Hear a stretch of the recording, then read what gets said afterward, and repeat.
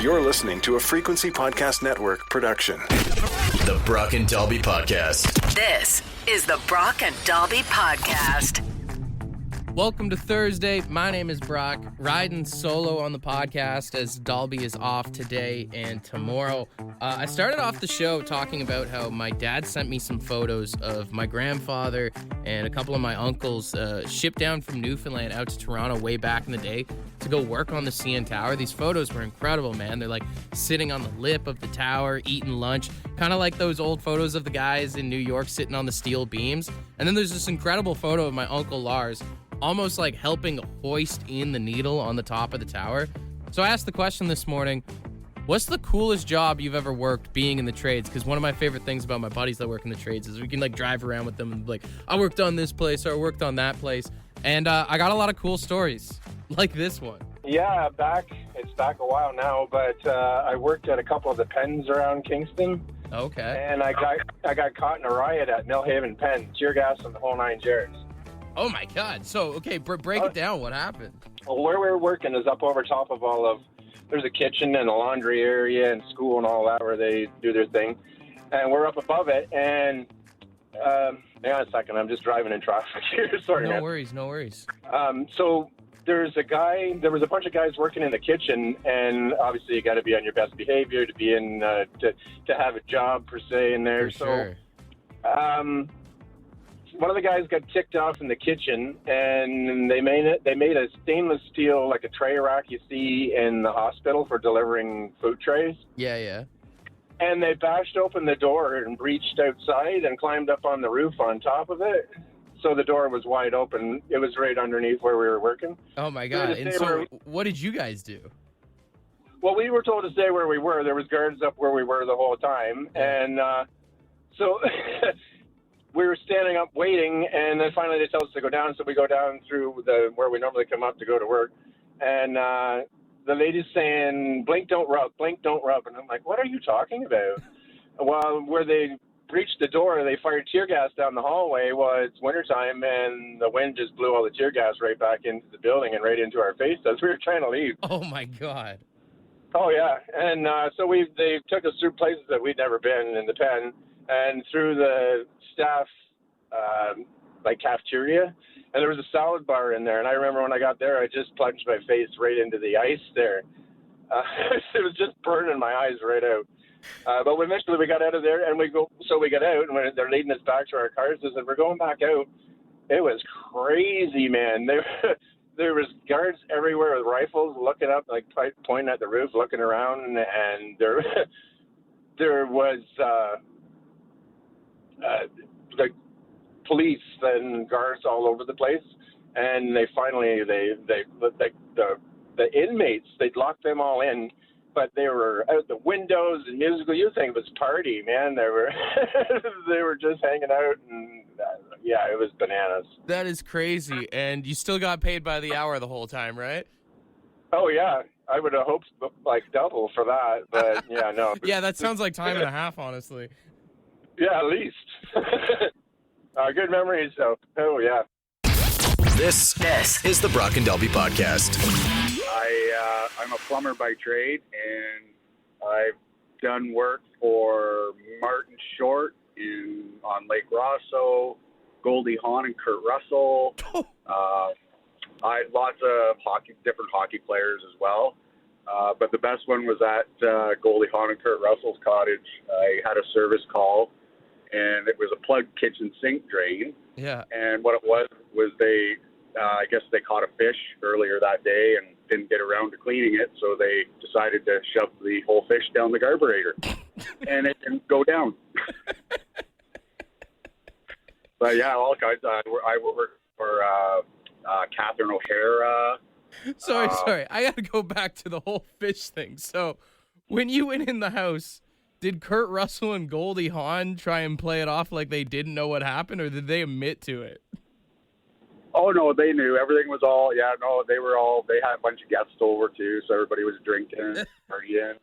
Goldie Hawn was singing at the top of her lungs. Super cool people, though. Really nice people. No way. What an experience, man.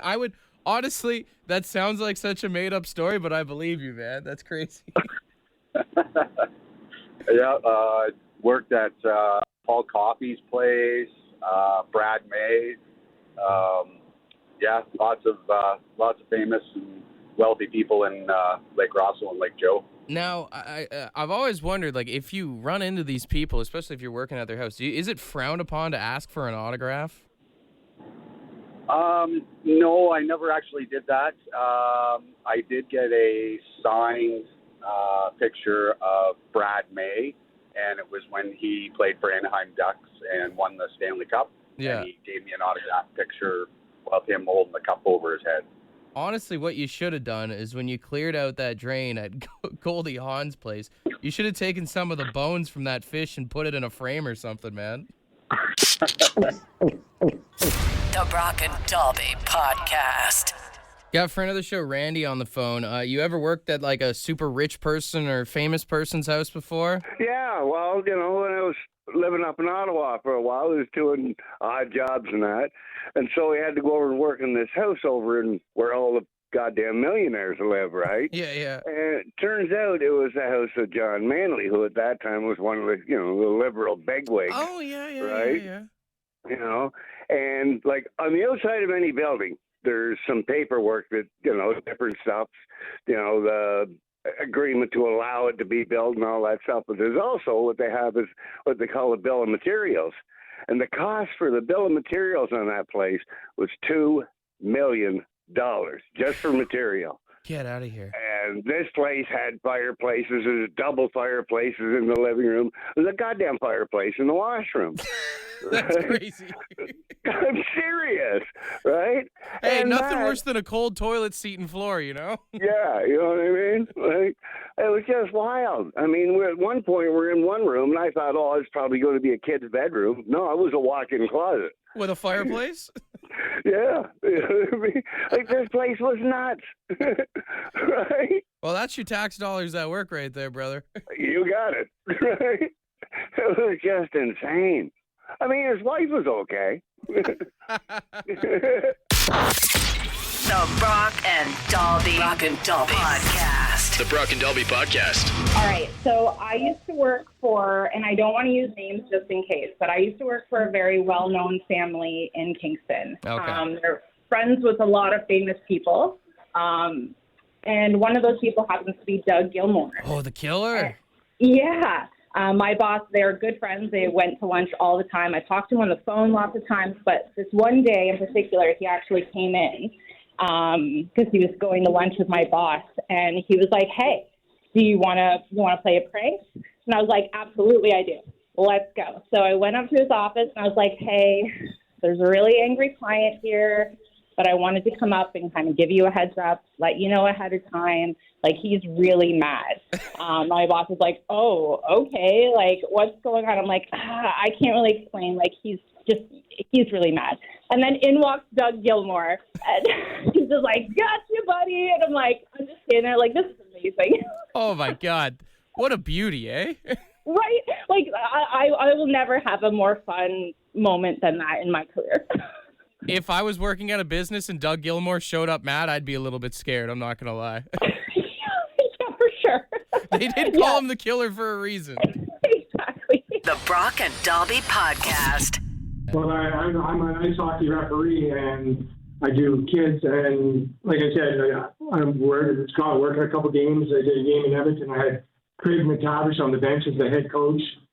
Called me over one time. He's like, "Oh, what's the call?" I said, "Well, it's 5 in the game that the kid's gone." He said, "Okay, no argument. Cool." Down in Alfredson again, he's helping his brother coach a team. Started losing it. And I said, "Mr. Alfredson, you either calm down or you're leaving." He goes, "Really?" I said, "The rule you're referencing is an NHL rule. We do not have it here in minor hockey." As a Leafs fan, I would have ejected Alfredson so fast from the game. Oh, yeah. After the game, he come up and he said, "Yeah, I'm sorry." He said, "Yeah, you're right. That rule's not in the league." He says, "I was looking at the wrong league. I got a little overzealous. I was into the game." I said, "That's fine. As long as you know you made a mistake, that's cool." Listen, you didn't win a Stanley Cup. You don't need to get mad at me. Yeah. So many stories of people meeting hockey players. A couple of people saying their family worked at like Mike Smith's house out in Verona and stuff. I got friend of the show, Barb, on the phone. You have a hockey player story you wanted to share? My sister's ex-boyfriend worked at the Hilton International in Toronto. Okay. And Wayne Gretzky used to come in all the time. No way. And, well, he went up to the door and asked for the autograph. He opens the door, and Wayne's there, and the whole room was full of women. No way. Kind of stood there and went, oh, my God. They don't call him the great one for no reason, you know? I guess so, right? Yeah. Did he get the autograph? Oh, he did. Oh, man. See, that's back before the days of cell phones and stuff. I can imagine how much it must suck to be a celebrity checking into a hotel now versus back then. Oh, yeah, absolutely. My ex-fiance worked built a house for Thor Eaton, for Eatons of Canada. Oh, like the Eaton family. The whole house was soundproof, and there was a special room downstairs in the wine cellar that he built himself and had to sign a waiver to say that he would never reveal where this room was because it was for her fur coats and stuff. All her.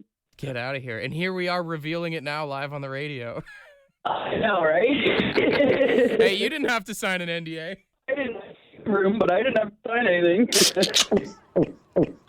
The Brock and Dalby Podcast. We're talking baseball. Klazuski, Campanella, talking baseball. The man and Bobby Fella, the Scooter, the Barber, and the... All right, I've got $100 in Lotto 649 tickets up for grabs here, and we're talking baseball. Dalby is not here, so I need the judges, 762-555, to act accordingly here this morning. Let me know who you think does the best Spanish baseball announcer.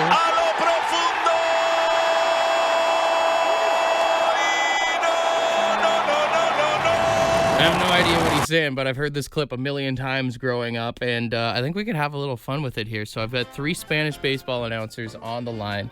Best one wins. We will start on line 1 here. Hey, good morning. Who's this? Hey, it's Nate. Nate, are you ready to be a Spanish baseball announcer for me? Yep. Do you speak any Spanish by any chance? Nope. Okay. No, I do not. So you have no idea what he's saying in this? No idea. Okay. But I'll give it a try. Yeah, you give it your best interpretation that you can, all right? Okay. All right, let's hear it. Allo prosciutto. Did you say prosciutto? Is that the Italian baseball announcer right there? Yeah. All right, good stuff, man. Stay on hold, okay? All right, that's line 1. We'll go to line 2 here. Hey, good morning. Who's this? It's Dan. Dan, by any chance, you don't happen to speak Spanish, do you? No, I don't. Okay, so you don't know what he's saying in this either, do you? I know it's not prosciutto, that's for sure, but you ready to be a Spanish baseball announcer for me? Hello, prosciutto. No. It's so good. All right, my man, stay on hold. This is way too much fun here this morning. Also, if anybody actually knows what he's saying, please let me know. 762-555. We'll go to line 3 here. Hey, good morning. Who's this? Hey, it's Colin. All right, you are our final Spanish baseball announcer of the morning. Do you have any idea what he says in that clip? Not a clue, brother. Okay, all right. No, I don't think any of us do. What do you think of your competition so far? It seems okay. I think I'm going to bring my A game, so we'll see how it turns out. All right, you know what we need. All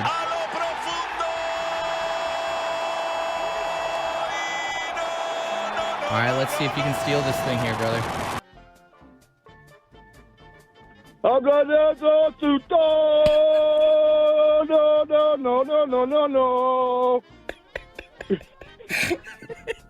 All right, good job, man. Good job. Stay on hold. I gotta weigh out the options here. 762-555. What are we thinking? Line 1, line 2, or line 3? We had the prosciutto on line 1, which just absolutely killed me.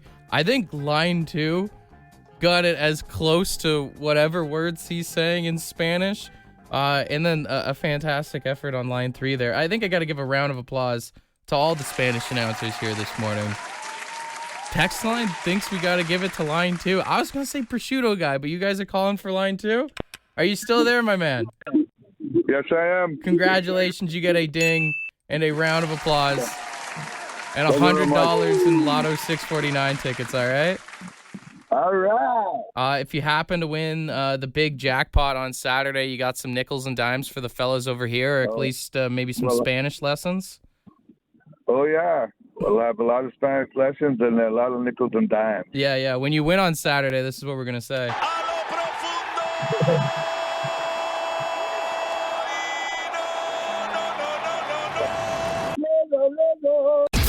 This is the Brock and Dalby Podcast. Throughout the morning, we were talking about, working at celebrities' houses, meeting celebrities at work, and then just started getting a lot of stories of celebrity encounters. We've got Paul on the phone. Share your story, man. When I was a kid, I lived on Shaughnessy Street, right beside the Sudbury Arena. Okay. And we used to go watch the trucks unload, like whenever there was concerts, all the equipment. And my brother and I were escorted into a show by the back door by Johnny Cash himself. Get out of here. I shit you not, I was about 5 years old. It was about 1977, 1979. So what, he just saw you guys outside the arena and was like, come on in? Yeah, we were like two snot-faced kids, just standing there, and he said, hey, you want to come and see my show? And he brought us in through the back door. We stood on the side of the stage and watched the whole thing. It was like a matinee show, right? So our parents thought we were running around the neighborhood. We were, in fact, at the Sudbury Arena watching a Johnny Cash. Your parents probably thought you were lying when you came home. You know what? My brother had them, like, he told them the story, and they were like, wow. So, yeah, that was my story. What was Johnny Cash like? Or did you get, like, any time with him other than that? Or No. He walked in there. We followed, and, I mean, I was probably about 5, 7 years old. So what was Johnny Cash like? He was larger than life. Yeah. That's what he was like. You might have been one of the youngest groupies of all time, my friend. Oh, it started at an early age, man. The Brock and Dalby Podcast. I was traveling to Toronto as a kid with my family, and I was in the hotel, and I jumped into the elevator. The elevator opened. I was going up, and Andre the Giant was in it. And huge wrestling fan. So I knew who he was, and I looked up at him, and he was like, I'm 8, 9, 10 years old, monstrosity of a man compared to me. And he always said to me was, hey, little man, or something to that effect, and he stuck his hand out to shake his hand. Oh, my God. And you can imagine you as a full-grown adult grabbing a child and then double the hand size of that. That would have been like a catcher's mitt just swallowing your hand. It was absolutely massive, yes. Great guy. Didn't really say much. I was awestruck. Yeah. So I didn't say much as well. But great encounter. I've been very fortunate. I met many people in my life, but Andre the Giant was one of my greatest ones. No doubt. He's an absolute legend. I know Dalby would be so jealous that you had that encounter. Honestly, I'm surprised you were able to get in the elevator with him. I wonder if he ever had an elevator breakdown in a hotel before. That was Rob. We got Rod on the phone now. Rod, what's your celebrity encounter story? I used to own a bed and breakfast, and Dave Matthews Band, like the whole band, stayed at my place for 4 days. That's sick. And I had to go to a store, so I jumped in my car, and I put a reverse, and I backed right into his BMW. So it freaked me right out, but I went in and I said, hey, can I see you outside for a minute? And he came out and I said, look, I'm really sorry I backed into your car. And he looked at it and he just said, don't worry about it. I'm getting a new one next week. Oh, that was the end of it. That's such a baller move. That was pretty cool, yeah. That was pretty cool. That is really cool. Although I was thinking when you said you went inside to go grab him, that he would have came outside and been like, hey, did you crash into me? The Brock and Dalby Podcast. All right, we've got Laura on the phone. Laura, you got a celebrity encounter story for us? I have the coolest one. It's Christopher Walken. You met Christopher Walken? I did. I slow danced with him. Where, when, how? Give me all the details. It was here in Kingston about 25 years ago. They were filming a movie, and I was an extra. Okay. And after the filming of the day, I was at the Toucan, and he was sitting there having a drink, and I walked up to him, and I was like, I'm sorry, I'm a huge fan. I have to ask, can I have this dance? And he said, of course. And we started slow dancing, and I stepped all over his feet. And I was like, I'm so sorry. And he's like, don't ever apologize for dancing. But in that Christopher Walken voice, too? Yeah, and he smelled amazing. Oh, my God. Oh, my God. So you said you love the way he smelled. How would you describe Christopher Walken's smell? Masculine without being douchey. Masculine without being douchey. Okay. Oh, my gosh. That's awesome. So you guys just danced and then he went back to the bar? Or? Yeah, and then he went back to his drink. And I just glowed the whole night. The Brock and Dalby Podcast.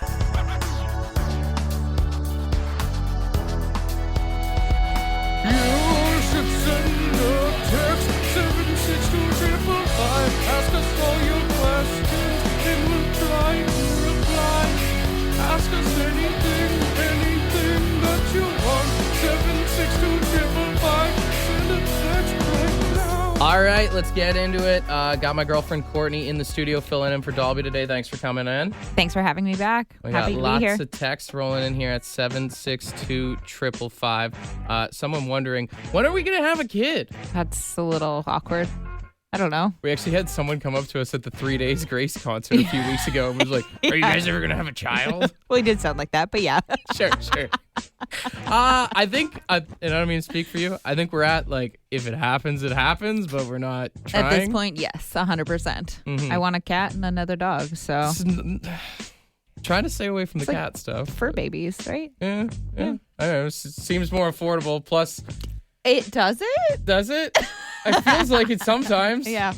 Not with vet bills, but yeah. Yeah, I guess. And just the world we're living in. I don't know. Yeah, it's a little scary, guys. I don't know if I want to bring a kid into this, but hey, if we sneak one past the goalie. I have nothing to say to that. Sorry, my bad. All right, one cat question I'll read here is, who is the greatest fictional cat of all time? Ooh, OG Felix the cat. Have you ever even watched Felix the Cat? Have you? No. I used to watch it all the time. Isn't that like a wartime cartoon? Oh my God, Brock. Have you ever watched it? Oh, it's the silent era. That's why he's the OG. He's the first How cat. old are you?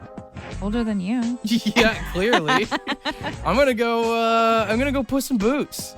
Oh, come on. What do you mean? Big Shrek guy. It's a cat with a sword. What's not to love about and that? Boots. Yeah, and boots and a hat and everything.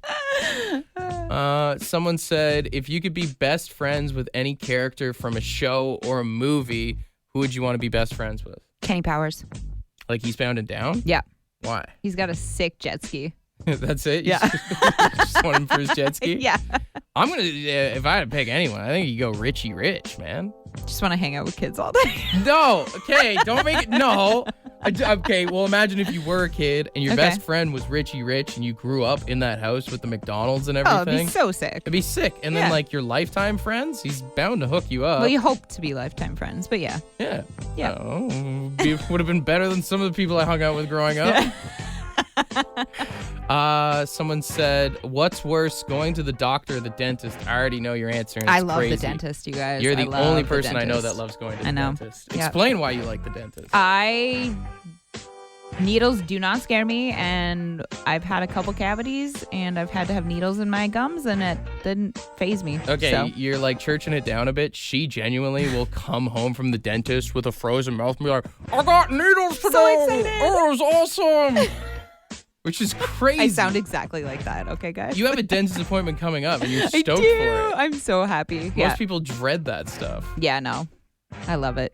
All right, another one here. I've talked about how we're getting the bathroom done, and someone wants to know who gets to claim the throne first on the toilet. I already called shotgun on the toilet like 3 days ago. When did you call shotgun? 3 days ago, babe. No. Like you were sitting on the couch, and I said, by the way, shotgun on the toilet when it I gets feel installed. like I paid for it. Bah, ha, ha.